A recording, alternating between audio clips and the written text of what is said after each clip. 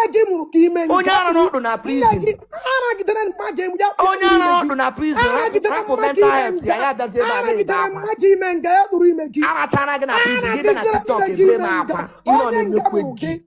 Onye nga muruki. Onye bandit muruki. Bandit umana negi ime. Lekola my bandit Bandit muru negi. Spell go the bandit. Bandit in school. It's all band. Negi. I saw band again. I saw band again. Emana kola English. Okay, you go to school. All life football. You can make pro your life. Shut up. You are not life for Gabi wa. Shut up. Make life for Gabi na kwa na. You are just a local champion. Kata I want to take you fool like you. Come on, shut up. When we say people are talking, useless. Life. Kata where you just. Anya kwamania na. Ela ine claim si wonyo owere. Who is soma? Ato braga kota. Imu onyo owere. Ya first and last. Agalam take your background. Imu owere. Iwu every day gi awmonyo owere. Everybody intimidate na TikTok. Iwu is soma. Isoma ojo. Ari onyo owere ewo. Mboto owere na esusu. Mboto owere aja aga prison. Mboto owere eje kule eje abia oro nde made so ejina TikTok. Mboto owere aga kona aga na agba na amu. Mboto owere eje la prison. Chile ka agba agba. Mboto owere eje kule esusu. Gap me sure na ri mboto owere iwe disgrace to ndo olo. Wanyo olo na so owere. Everybody ndo owere. Onye huma na ebe kugo kwa so wonyo owere. Ndo owere eje la bola saga. Mboto owere eje le tile mpu. Mboto owere eje kule la jele prison. Chile ka agba ka wonyo owere eje. Oge chiji ka wonyo owere. Awonyo owere eje le ma kuma. Chile ka agba oku. Ele onye bamu yo nnu n'owere. Oge chiji ka bamu yo nnu n'owere. Ma mara kwa nshi. Meje kule je jukwa na ajuju mara kwa nshi gini. Chi wonyo owere. Ndo owere ezuzu.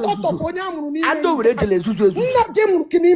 Ndo owere eje le ezuzu ezuzu. Nwa prison. Onyana no do na prison. Onyana no do na prison. Rap mental health. Ya da se ba re ba. Ara chana ga na prison. Give na TikTok e blame akwa. Ino no me kweji. Onye bandit muruki. Bandit umana negi ime. Lekola my bandit spell go the bandit. In school. It's all band. I saw band again. I saw band again. Emana kola English. Okay, you go to school. Lekola bi da po. It's all Bangladesh. It's all Bangladesh. It's all Bangladesh mronye. Chile ka wa kwa di rubi. I am ready to bleaching because I school. Lekola English is ka Bangladesh mronye. It's all Bangladesh. Bangladesh mronye. Ka me shoni. Conta fire you. Mama pega saga na TikTok out. Kwa mo jogo chika. Today we gonna give first and last in the I am a legend. Shut up, bro. I am in the Boski. You want to go?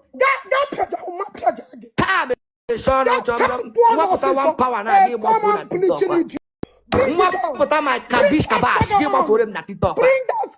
Yam jabaga ni saga only in the Boski. Give it back. What kabish kabash? I'm not trying kabish kabash. I'm making deliverance. It's not deliverance. Trying deliverance. Yeah, you spirit of demon. You spirit of demon. Who are you in this body? Speak to me. Who are you in this body? Who are you in this body? That body is a bleaching arm. Who are you in this body? Who are you in this body? That body is a bleaching arm. You spiritual husband bleaching that has been tormenting this woman. Spirit of prison.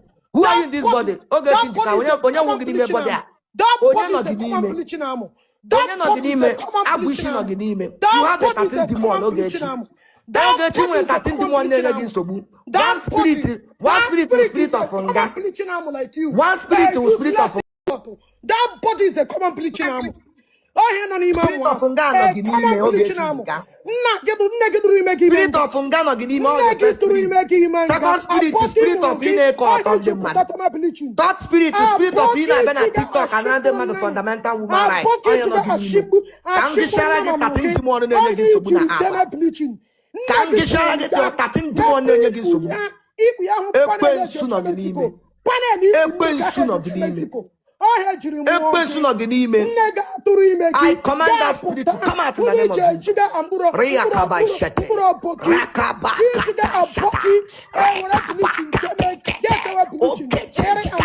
I deliver you.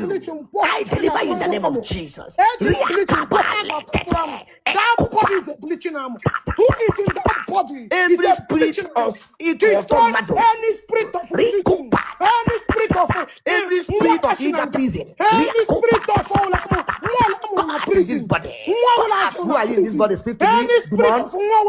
Demon, speak to me. Come out. I command you. In the name of God, the Father, the Son, and the Holy Spirit, stop stealing. Spirit of this washing our face, come out in the name of Jesus. I am using the spirit of Kabish Kaba to destroy you. Spirit of Kabish Kaba, I'm using it to destroy you, demon. Demon of Ogechin. The name of the spirit is Ogechin, that demon. Every spirit of Ogechin is the spirit of influence. Influence demonic spirit in you will not influence me.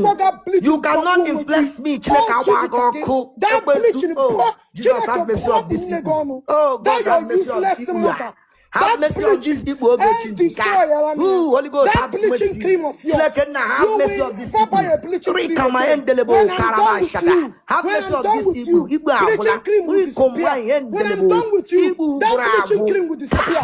When I'm done with you, your bleaching cream will disappear. When I'm done with you, your bleaching cream will disappear. You will never see Abeg again. Don't worry about my voice. Don't worry about my voice. Worry about your own. I am the prophet. Don't worry about my voice. Worry about your own. You want to run after the pastor. You want to remove the anointing in me.